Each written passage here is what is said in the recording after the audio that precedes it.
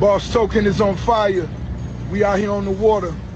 We still going up, baby. The Boss Token is still going up. Let's go. This is not a pump and dump. This is the biggest boss, Ricky Rose. I'm letting you know how we doing this. 2025. Let's go, baby. Pull your wallet out. Let's do what we do.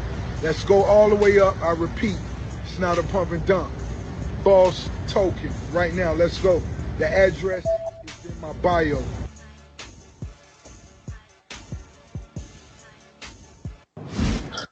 Ricky Ross, the rug puller. So, welcome to Portfolio Talks. This is the show that we're going to teach you about money, talk to you about all things money related. So, if you are one of these people that you want to learn, you're not in the spaces to learn it, we're solving that problem. Tune in every single week. We're going to bring it right to your fingertips. And today, we're going to talk about fraud. Ricky Ross, the big pump and dumper, although he promised not to, I died laughing at some of these comments. Like, can I have my $49 back, Mr. Boss? Please stick to music, Rick. Can't believe, all the people are taking 50 cent. 50 Cent's going to deal with all this stuff. But, this unfortunately happens more times than you think. There's many people that are scared to invest because of things like this. And we're going to talk about it. So you're tune in. You're going to hear from myself, Tyson from Portfolio Planning, Mike from the HomeHappy team, and we're going to chat with you about Ricky Ross, the pump and dump. He's not the only one. We'll talk about that, and then we're also going to talk about, that's one space, and then we're also going to talk about the real estate space because that happens a lot as well. So, let's jump right into it, guys. Pump and dumps, people getting, robbed with their money, and it ends up being retail investors. So, Tyson, kind of what's your insight on Ricky Ross, crypto frauds, rug pulls, all that kind of stuff? Um, was never really a fan of his music, you know. I more prefer the older stuff, but I'm I'm just kidding.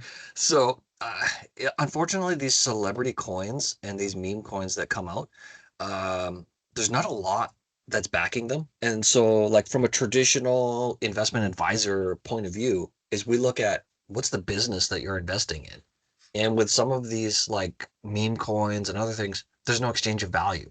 So, Rick says, hey, everybody, throw your money in with me. We're going to the top. We're doing whatever. A good investor would say, what am I investing in? What am I getting for my $49, Mr. Boss? And what do I get out of it? Like, how do I get it back? And so these classic like celebrity pump and dumps raise a whole bunch of capital, and then they sell off. So the people who created the platform, who do the technology, whatever, they all cash out immediately. And unfortunately, it's the last one to get out loses. And so it's like we used to see in our communities, gifting circles amongst. It was very popular amongst nurses, and so you would pay $200 or $500 to get in, and then every month somebody gets a $6,000 gift, except if you're the last person. Um, and it's kind of the same thing. So, yeah, it leaves me scratching my head sometimes. Unfortunately, there's nothing in it for the investors. There's no business that you're investing in. There's no dividend that you're going to get. I don't know how you're going to grow your money by investing in this coin. And buyer beware. Yeah, I think I know what they want. Uh, I think a lot of people, when they invest, everyone wants to be smarter than the other person next to them. And I think that, all these Ponzi schemes, these MLMs, these pump and dumps, I think they're all a symptom of the thought process of the community. I think people want to get rich quick. I think people want to make a big play and then talk about it at every single freaking dinner party ever. And they want to be like, oh, I made my money like this, and not doing the boring, tedious work of sound investing. That's what happens. We saw it with GameStop. We saw it with that what was the name, Altman or whatever other investment firm was, the crypto one. Forgot his Yep. name. Sam We Bankman-Fried. that's the one. We saw it with Haktua, we saw it with the Trump coin, we saw it with a bunch of these. And really what happens is everyone will pump up this thing and be like, oh my God, it's the best thing ever. Everyone's making money. We're paying off people's, like GameStop was saying that, we're paying off people's student loans, we're paying off people's debts. Like everyone just keep crowdfunding it. And the ones that made their money are the ones that right when it's at the top, boom, they pull out like 40%. of their position, and right away it plummets. Everyone else panics. Everyone starts trying to sell to get their small amount of profits. And that one person that was at shift work and working their third job to support their kids or in class, by the time they look at it, they lost everything. Like 95% of that coin is down to $0.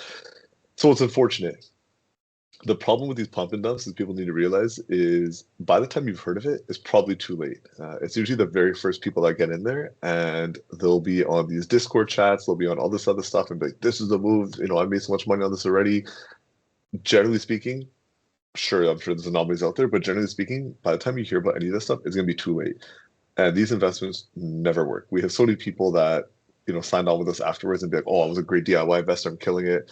We ask them 4 months later for the updated statements. They lost everything because all these investments were based off not a thing, just speculation and hopes and dreams across their fingers. So, I mean, Mike, if let's say you're at home in your beautiful home in Kelowna, overlooking the mountains and the wineries, and someone comes to your door, knocks on your door, is like, "Hey, man, all your neighbors are giving me $500, and what's going to happen is I'm going to go to this other neighborhood, and they're going to give me $600, and the money they give me, I'm going to give you $100 profit, and your money back plus the $600." I'm like, what? That makes no sense. And you're like, "Just get out of here, man. Just close the door." That's what it used to be back in the day. It used to be people coming door to door trying to sell you things that make no sense. But nowadays, it's all about these investments that people don't understand. It's NFTs was a big one too. People are like, "Oh, I gotta buy all these NFTs," and it's almost like the FOMO, like you're scared to not be invested in it, and then you lose all your money. So these frauds are out there. You just gotta be aware of the pump and dumps, and really what that means is people pump it up, prop up the price based off nothing. It's worth like $200 or whatever, and then whoever's the majority holders, they sell it, and you will see a massive drop. And when you see a massive drop in price, everyone else panic sells, and then the last people to realize what's going on lose all of their money. So as always, investor beware, but you should never invest on celebrities or people like that. They don't know what they're talking about. They're always compensated to hype it up. I think Tom Brady got in trouble with Right. something as well. That's So a right. lot of these celebrities all get in trouble from being paid. They're like, "Oh yeah, I invest in this and that." You don't know how much they're being paid to endorse this. They don't care about you. So if you make money or lose money, these celebrities do not care about you. They don't know who you are. They don't care about your well-being. It's not cool to me. You're not even invested with them. Like if your thought process is, "Oh, I'm invested with Tom Brady," it's sick. You're not invested with him. He's invested. You're funding his investment. So it's very important to be aware of what's on with these investments, and the best investments are the boring ones that make fundamental sense. So that's on the crypto side. We have something super interesting to talk about on the mortgage side, and thank God we have an amazing mortgage broker with us. Mike, what is going on in the space? So I think consumers have all heard during COVID about mortgage fraud, people lying on their documents, fake tax documents, fake approvals, but no one really understands kind of what's been going on. We just hear that kicked around a lot. So there's been some people that got caught recently, and that's been on the news. So tell us what's going on with that space. Yeah, sadly, I mean, government rule changes came in. They, created some barriers to people buying homes, and these people come along and try and service those people who don't quite qualify, and so they think, oh, creating fake paperwork and uh, you know, I mean, I know about people who used to have a phone number, and they would phone it to verify the job letter that's fake. Everything's fake. And some people think, oh, look, nobody's getting hurt. Well, they are, because those things end up becoming situations where either there's money laundering going on, or like the lender has been defrauded, so they end up taking a loss, and that's not good for legitimate people who are out there working hard and doing it the right way. So yeah, this recent one has been ongoing for a while. It's a huge investigation by BCFSA. Uh, it involves somebody who was a mortgage broker and then became unlicensed because of kinky stuff in the past, and then just continued doing it with fraudulent realtors and fraudulent mortgage brokers, and was pumping through these deals and creating fake paperwork. And yeah, it's terrible. But I mean, the average person probably isn't going to run into it unless they're running the wrong realtor or wrong mortgage broker. But just like anything in life, I mean, knowing who you're dealing with is super important. Making sure they're legitimate, first of all, that they're licensed properly, And on top of that, just that they have a good reputation, and you're still, there's still a chance you could be dealing with somebody that's not, straightforward. But it hurts us all. So I mean, I know in our industry, and I know in your industry, we're always trying to chase these people out. But unfortunately, people want the short way to richness. And just like we just talked about with these pyramid schemes, this stuff's been going on for thousands of years, just in different ways. And if things seem too good to be true, and you suddenly can qualify for a home that you didn't think you could possibly qualify for, there's probably a reason. There's probably something going on. So yeah, sadly, there's about 30 people involved in this recent one. There's some fines that don't even seem like they should be a lot bigger. But I mean, the guy that the center of all this, he is being fined quite a bit, and also kicked out for life, which is at the very least. I mean, they've sent this stuff to the RCMP. The RCMP won't take it any further. So I mean, these people, they kind of they get away with it, which I think sucks. And in the meantime, us as normal human beings have to go through more rules and regulations to protect ourselves from these people. So the overall thing is just kind of slimy. Back to the stuff with Rick Ross and all. I mean, that's actually the reason we're doing these podcasts. I mean, we want to help educate people in the right way and try and give you the right education. So nobody wakes up knowing all this stuff. It's a lot of years of experience and training and understanding, and the three of us are always still learning. We're never going to stop learning, because there's always new things to understand. But if you're looking for quick bucks, spend $49 on a lottery ticket. You probably have a better chance of winning than you do with one of those things. So I think crypto is interesting, and I don't understand it very well, but I think it's fun to look at from afar and see what kind of goes on. And there's some legitimate stuff that goes on too. So we're not saying all crypto is bad, but it's interesting with how people take something with a nugget of goodness in it and then turn it around. And Tyson, you've talked about this FOMO. I mean, people are always worried about missing out and thinking, like you were saying, Vishal, like, oh, I want to be the big winner, and I'm gonna, show everybody how much money I made and how I won. And you know what? Stick to the hard stuff. Save money, invest it properly, have a long-term plan. It's not as sexy probably, but it's a lot sexier when you actually have results than when you have zero results. Yep. No one likes to think of the downside of that. And No. I've probably talked about it on here before, but my trades guys that I work with, that are clients or have been clients in the past, man, they're the biggest gossipers on the job site. And they will whip out their phone and show everybody what part of their portfolio is performing. And huge buzz when in 2016 weed stocks were coming onto the scene, and it wasn't legalized yet, but the stocks were out there and they were performing 100% on speculation. And so everybody wants to roll up to the job site and be like, I made 1,800%, and like you didn't, and like they're flexing on everybody. And now Vishal and I see weed stocks in a portfolio, and it's lost 90% of its value, and that's tough, right? IPOs is another area where it is legal and it's registered and it's legitimate, but we see a lot of people put their hopes and dreams there and invest money into IPO, and 90% of IPOs don't really work out. Yeah, and there's a lot of inside people and that know things that not all of us know, and when that goes on, that's not safe either. Yep.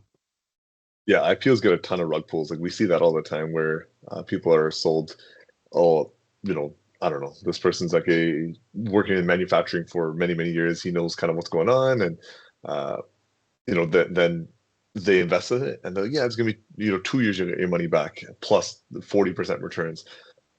And then there's nothing. You give the money and they're basically gone, and all your money's lost. And then, oh yeah, the market didn't perform, or someone else, we didn't get the patent, or whatever it is. And people never really understood the investment in the first place, so they don't really know like what's BS and what's not. And then we've had other investments, even like legitimately seeming ones, like real estate transactions. We had one that was sent to our client, and our client sent it to us to pre-vet, and we're like, this doesn't make any sense. Like, you're taking on all the liability with this developer, but you don't have any say in anything. So like, what? Like, it doesn't make any sense to me at all. And this developer could just move their money, and then you're stuck with everything. So it's crazy. I actually want to share my screen one more time, and let's kind of go through some of the fines for these people with this mortgage loan, because I think a lot of people are interested in like what are the repercussions for these people doing this fraud, and what does that look like. So before I do that, like we talked about the impacts on the housing market. Let's say there is someone that unfortunately meets one of these bad actors. They put them into they lie on their documents, get them approved for a mortgage they should have never been approved for. Interest rates go up, they can't make the payments.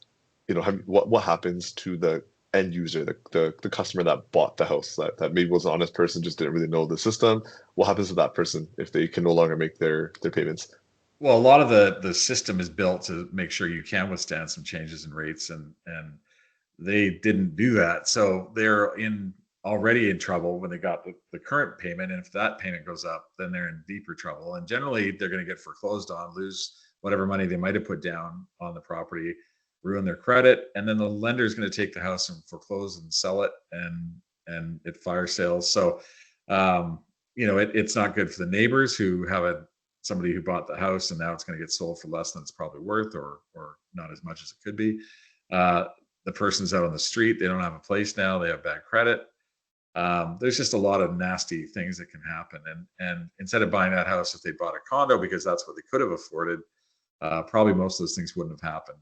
And yeah, it's just it doesn't help anybody other than the people who got their commissions. And as you're about to show, people who made all the commissions, even with the fines, are still ahead of the game.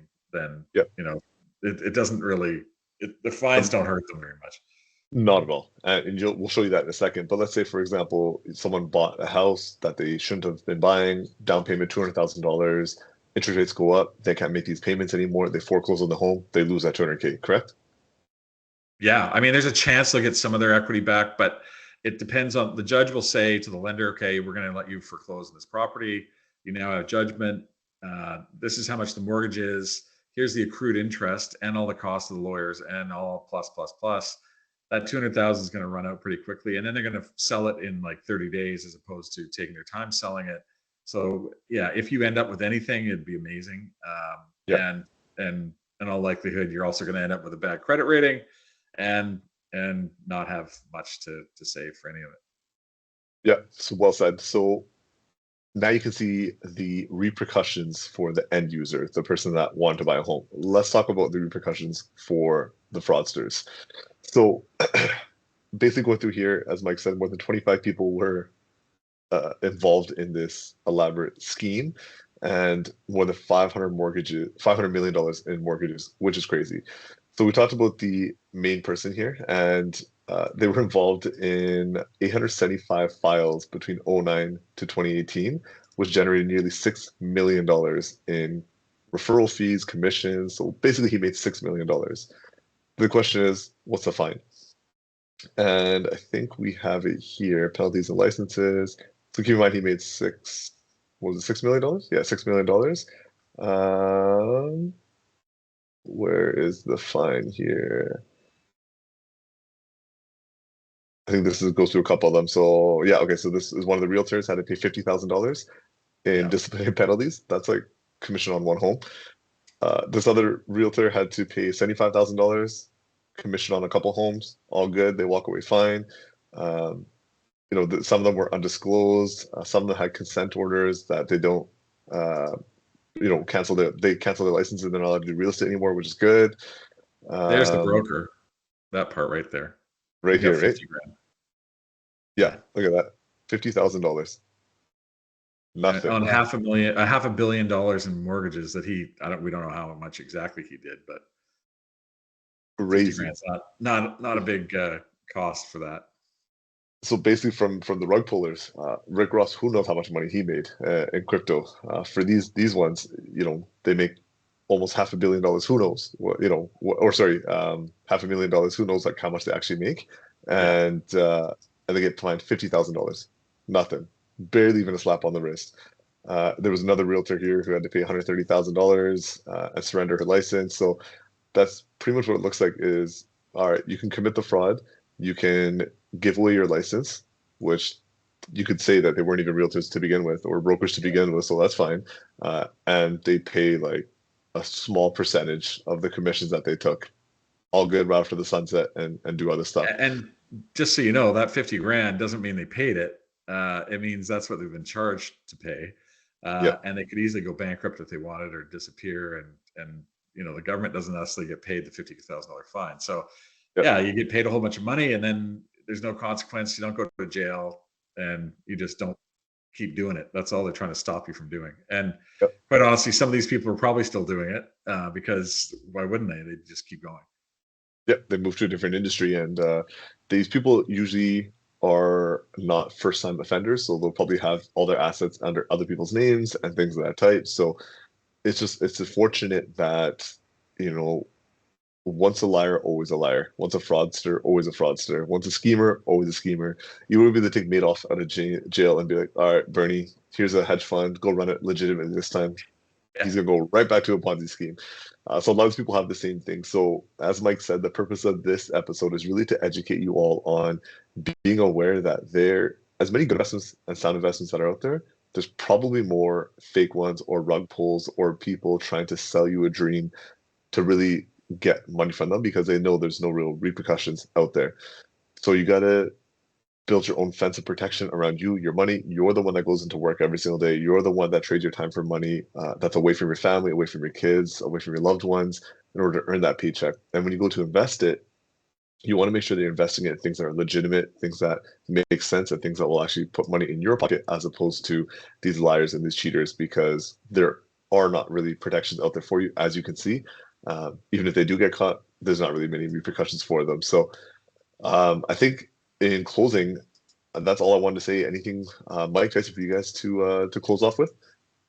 I think you said it very well. I think what's sad is that our society just tries to chase these situations with rules for everybody. And so the people who are doing the right stuff have to do more paperwork and more regulation.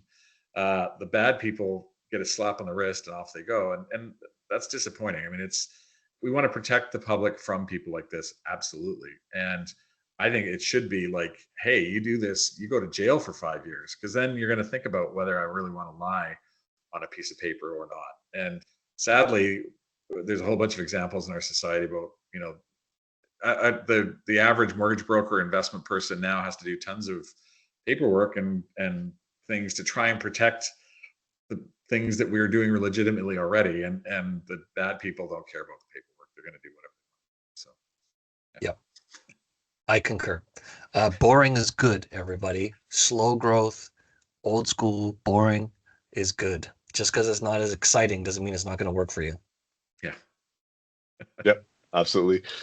Awesome. So that being said, we're going to be back next week. Hopefully not with more fraud stuff. Hopefully something else. So we're going to bring you industry, shakers and movers, things that are happening, and just kind of break that down to help you understand what does this mean for you. So if this gave you value, please drop a like, a review, share it, subscribe, all that fun stuff on that front. Always really helps out the platform to educate more people. And we'll be back next week with another topic. Take care, everyone.